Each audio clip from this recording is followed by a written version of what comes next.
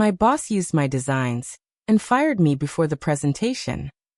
Even now, saying those words out loud feels like pressing on a bruise I'm still learning not to flinch from.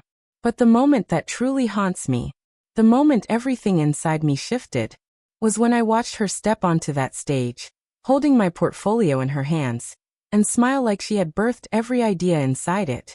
I wasn't in the crowd yet. No. I was outside the conference hall, still trembling from the email that had shattered my morning. Confidentiality breach? Me.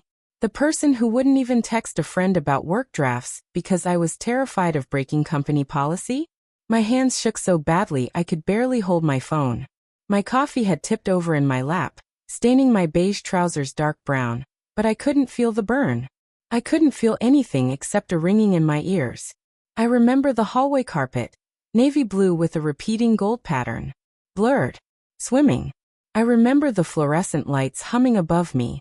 I remember a woman passing by, pausing long enough to say, "Are you okay?" And I remember forcing a nod, even though I knew I wasn't. Not even close.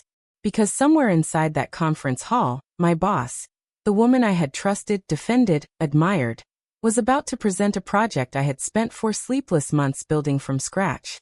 And she had fired me just moments before she walked on stage. But that wasn't the beginning. No, the beginning was quieter, smaller. The kind of moment you dismiss because you don't want to believe your instincts could be right. And sometimes the betrayal starts long before the blade finally lands. Before all of this, before the sleepless nights and HR meetings and the humiliation that clung to me like smoke, my life was painfully ordinary. I lived in a small apartment on the east side of the city, in a neighborhood where the buildings all looked like they had stories, even if most of them weren't good ones. Mine had creaky staircases, a stubborn elevator, and neighbors who played old Punjabi songs on Sunday mornings loud enough to wake the dead.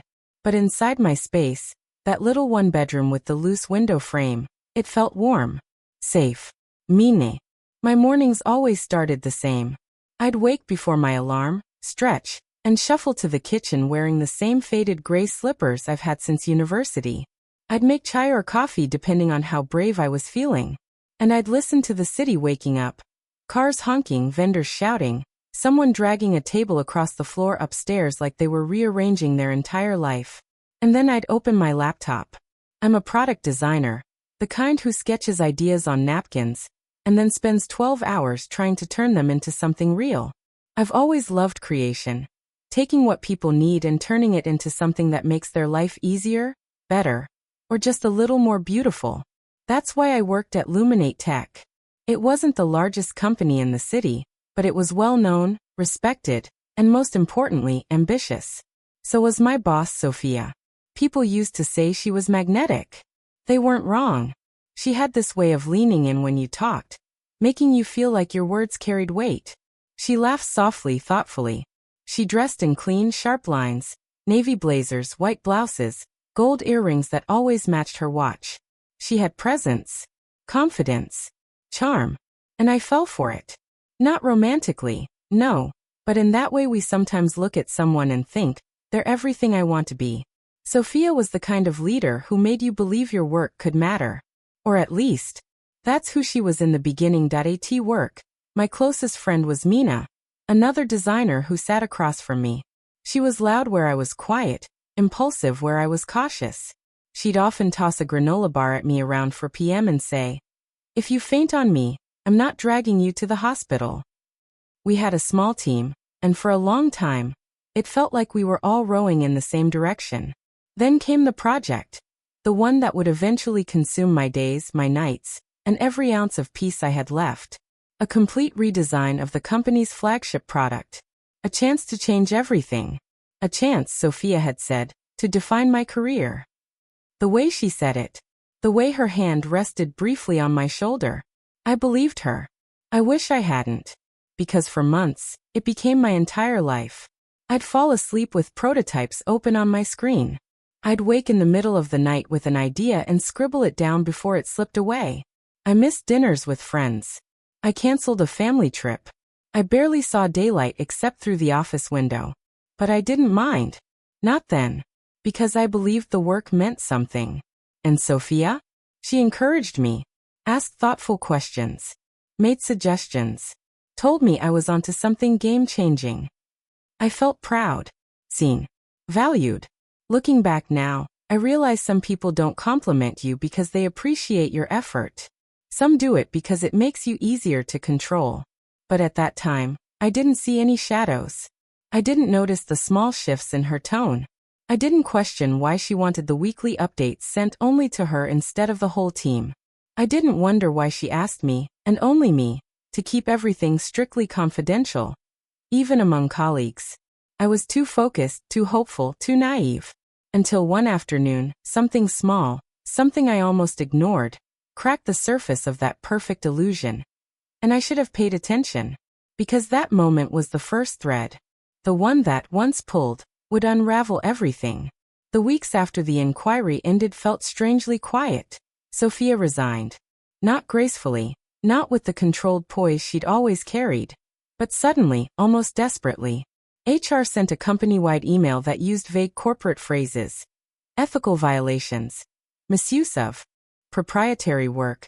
Breach of leadership responsibility. Nobody said my name, but everyone knew. One by one, messages began to appear on my phone. I'm so sorry.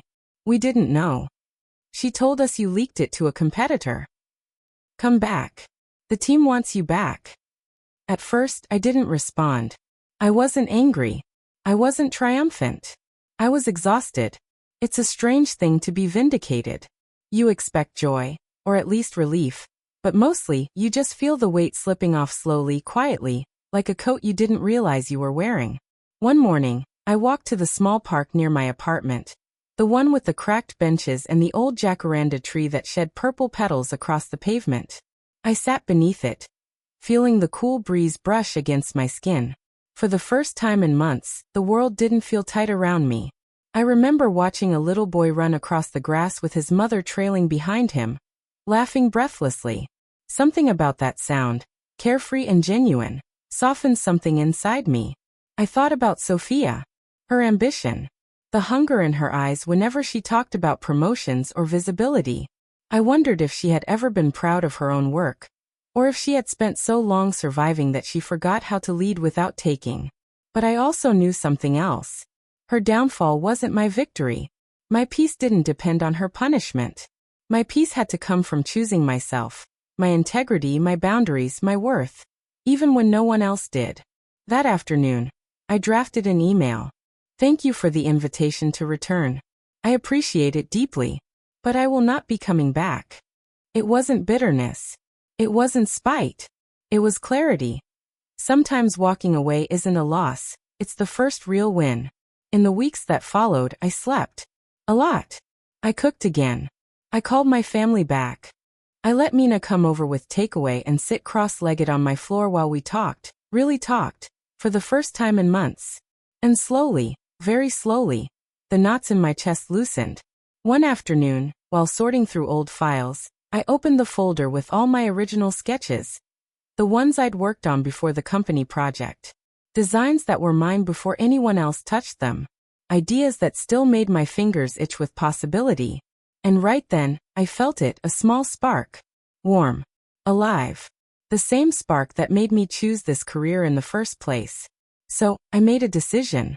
Instead of going back to a corporate ladder that had nearly swallowed me whole, I started freelancing.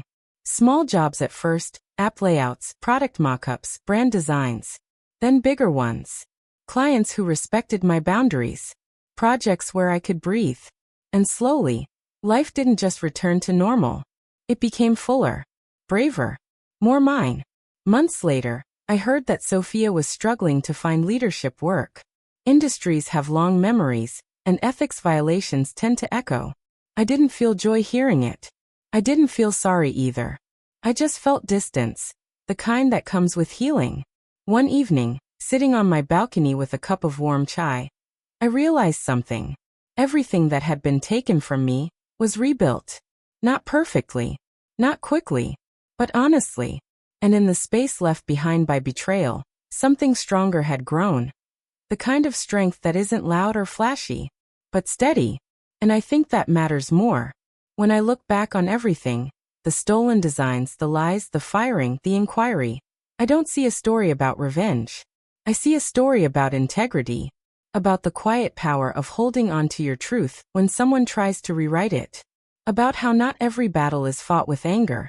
Some are fought with patience, with dignity, with the courage to let the truth rise on its own.